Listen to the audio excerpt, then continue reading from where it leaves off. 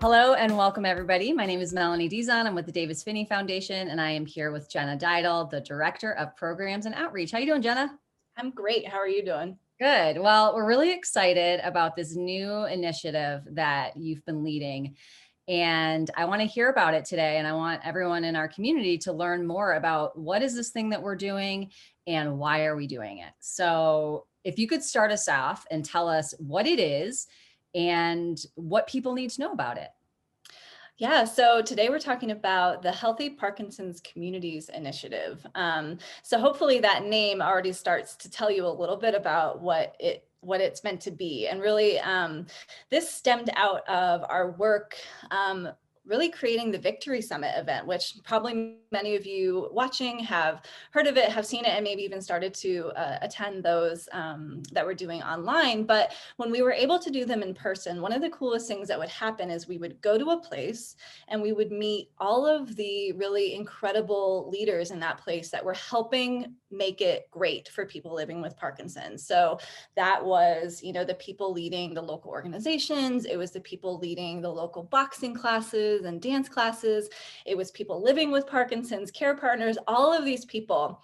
And we would meet them as we were putting on these events. And sometimes they would look around the room and say, we've never really collaborated like this on any one thing before.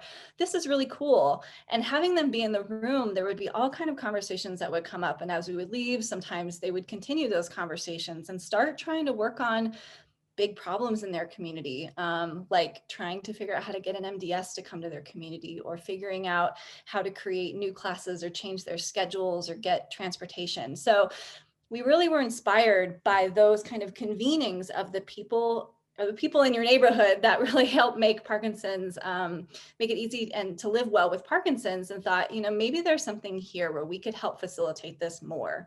And so really Healthy Parkinson's Communities came out of those experiences and that knowledge that there's not a lack of really, leadership or inspiration or intention in any of these communities to make them better for everybody living with Parkinson's. But there's a lot of people living with Parkinson's, and there's fewer resources sometimes, and there's less opportunities for those people to meet each other across the nation. Often they're dealing with similar problems, but they're not able to talk to each other. So really we started this initiative to try to address that, create those collaborations, support those leaders in doing what they want to do, get more resources into these communities, and then over a longer period of time, deal with those really hard barriers that exist in communities. So that's what we're excited to do, and that's where we're at. Okay, well, that sounds huge and exciting. Yeah, it's a small little undertaking. Yeah, small undertaking. So as a person with Parkinson's, what does that look like to them? I mean, is the Davis Phinney Foundation going into all these communities and doing everything, or are you more of a hub? Like how's it working? Yeah, it's a really good question. So I think for someone living with Parkinson's in any community, what it hopefully starts to look like is that it starts to become easier to find the resources that you need, or you start to notice that your community feels more supportive. When you go to pick up your prescription, your pharmacist seems to know a little more about Parkinson's. So I would think if you're living in a Healthy Parkinson's community, hopefully it just starts to feel like, oh, like you get pleasantly surprised as you kind of move around and navigate through life. For the second part of your question of sort of what's Davis Phinney doing with this? Are we trying to get everywhere? And the truth there is no. As I mentioned in kind of the inspiration piece of this, what we're really trying to do is support those local leaders that are already doing this work. So you'll hopefully see more people joining on to become leaders in this. And maybe it's, even folks outside of the Parkinson space. Maybe it is your local pharmacy. Maybe it's your local policymaker. It's someone on your city council. The familiar faces maybe change and broaden a bit, but we're really acting, as you kind of mentioned that word hub, we're acting as a connector. So one of our values is to connect the community. And as we've done work such as our ambassador program, where we have people from 30 plus states in Canada, we introduce these leaders to each other.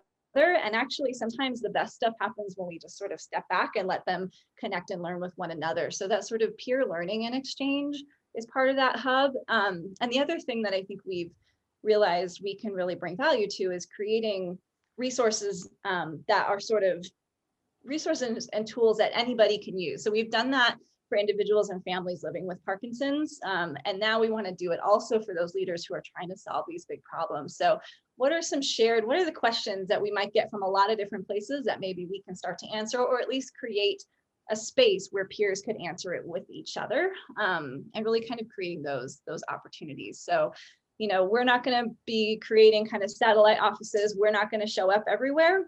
But what we're hoping is that we create those connections and kind of that output of resources along the way.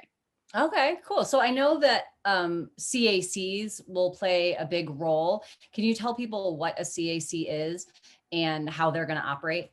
Yeah, so CAC stands for Community Action Committee.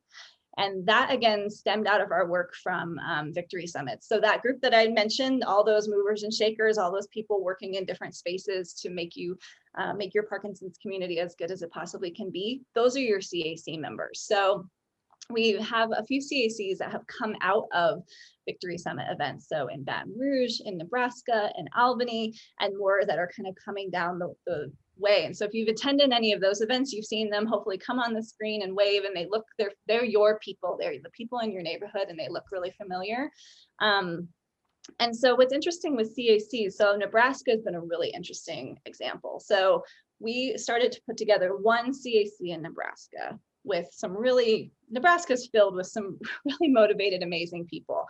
And the folks at Parkinson, Nebraska said, we could use this model. And actually, Nebraska is so different. We have cities, we have rural areas. We need different kinds of groups in each of those different places. So now they're working to create kind of littler CACs in those different kinds of places. So they're adaptable. It might really work well to have a CAC for your whole state, but you might also need a CAC for your neighborhood or your street or things like that. So we're letting communities really drive, what service area makes sense for a CAC and sort of what leaders they're going to need on them. So they'll all look a little different, but they're kind of a way to just get those people in the room to share those ideas and solve those problems.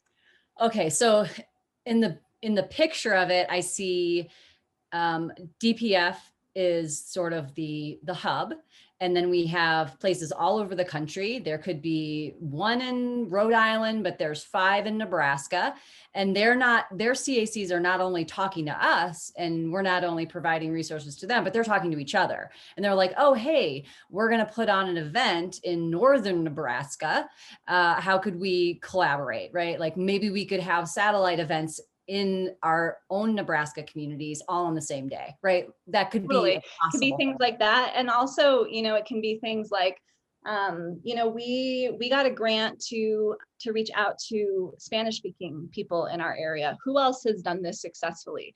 There's many examples of people that have done it successfully. And so sort of expediting those kind of things, not that there's a single way to do any one thing, not to say that it's just easy to say like, oh, what did you do? And we're going to do this exact same thing here, but to be like, can we create a space where you can ask those questions where you're like, I want to do this, but I really don't know where to start, and have folks that have started to do the work all kind of chime in and say, well, we tried this, and have you looked at that, and share those resources. So I think I'm hopeful it'll look a lot of ways, whether it is sort of this event-based thing, or let's all do this on the same day, or we're really struggling with this one issue. We don't have broadband, and people can't come to our virtual classes, those kind of things that are just incredibly difficult to solve alone, right? And it can feel lonely to try to solve those problems. And so thinking, how can we create community to kind of go farther than we could by ourselves? That's cool. So we're like curating the best practices, the best ideas, all of the solutions that have been used, so that the person in Delaware has access to what the person in California did. Easier, faster, with less friction to find get to the answer. Exactly. That's great. Yeah. And you have such a point there too, being a national organization, we just have the benefit of getting to hear all of the amazing things that are happening. And, there are, we create a lot of tools and resources, but there are incredibly interesting tools and resources that get created at a local level. And so what happens when we put those stories at a national level, or we share that tool across the country to another community who really needs it? Part of maximizing resources is that piece, right? Is to to share what we've learned and share what we've created that can work lots of different places and save us the time of having to recreate it a lot of different ways, and just like, great, let's use that and let's keep moving forward. Yeah. And it's just so inspiring. I know for us that when we see something really cool going on in a different, and we're like, oh my gosh, we got to do that here. Right. And just be able to curate those inspiring stories for the community that's interested in doing that. Okay, two final questions. Number one is, you have a big vision for this. I know. What, in a dream world, like, what do these communities look like in 1, 3, 10 years? Like, what do you really hope will happen? Yeah, I think, in the shorter term vision, the 1 year and even into the 3 year, because this work just takes time, and I think giving the permission for it to take time is a big part of this initiative. We're always about living well today and being in the moment. And so with that always comes actions every day and ways to improve the lives of people living with Parkinson's right now.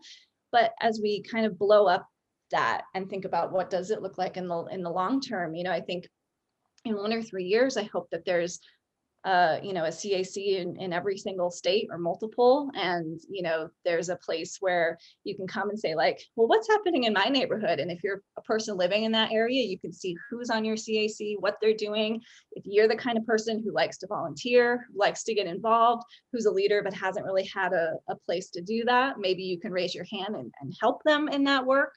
And they have ways to also sort of refresh, so we don't have the same people trying to carry this heavy load, by themselves all the time. Those CACs have a way that feels natural to meet regularly, to understand data. We have more data about people living with Parkinson's. That's a big, kind of issue that I'd love to see all of us band together to try to address. And those CACs have identified some practical things that could make a difference in their neighborhood. And again, that's going to look different every single place, but to start to say, we want to really solve that, and that they have a way to get that funded. They have a way to talk about it. We're supporting them and giving that stamp of approval to say, like, yes, that's exactly, that's going to make a difference. And then, 10 years, 20 years into the future, thinking about, there are not so many people. I think one of the biggest parts is sort of the path to diagnosis, that whole journey, right? That if you are living with Parkinson's, what a challenging journey that can be, from experiencing your very first symptoms to even knowing, like, what could this be? The journey to find out, oh, there's something I could do about it to live well. The journey to be diagnosed, the journey to get the care you need, and then the journey to continue to have a really fulfilling public life, and to not feel like you have to hide, and that people understand what's going on. They create space for you, they create time for you, you're safe, all of those kind of things. That is really, at the end of the day, the vision for a healthy Parkinson community, is that from the moment you might have a symptom, that pathway and that journey is incredibly supportive and is possible no matter who you are or where you're at, to get through and to live well today. So really it all comes back to our mission, right? Just right. To create that through line for as many people as we can, and to make it as all encompassing as possible, whether it's keeping your job, being on the city council, like whatever that could be, that right. You still have that really fulfilling life, and Parkinson's is just part of it. Right. You also have Parkinson's, but it's not everything.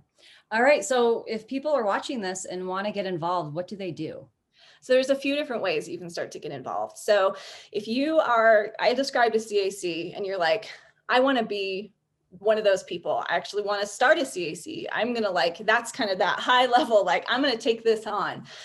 Connecting with our community engagement manager, Gabby Demos Santos, is probably the best connection you could make. She's the one who's been putting together these CACs, and you can find all of her information on our website, but you can also email her at gdemosantos@dpf.org.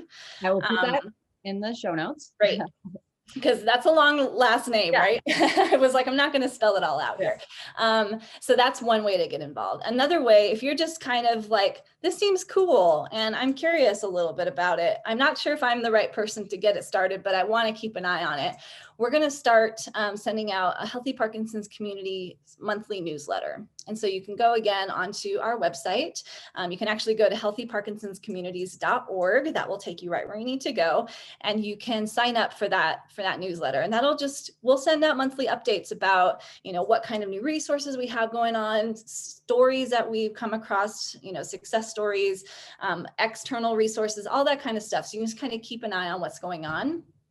And then I would say too, the last way to get involved would be to just join our general Davis Phinney newsletter, see what's going on, and kind of keep an eye on, as towards the end of this year, we will find a way to make it public so that if a CAC is in your area and you can kind of get involved. Also, just go volunteer at your local organization. If that's something that you are drawn to, they can use your help right now. So donate, volunteer, find out what's going on in your neck of the woods, and those are the folks that are going to, keep this train really moving. So. Right.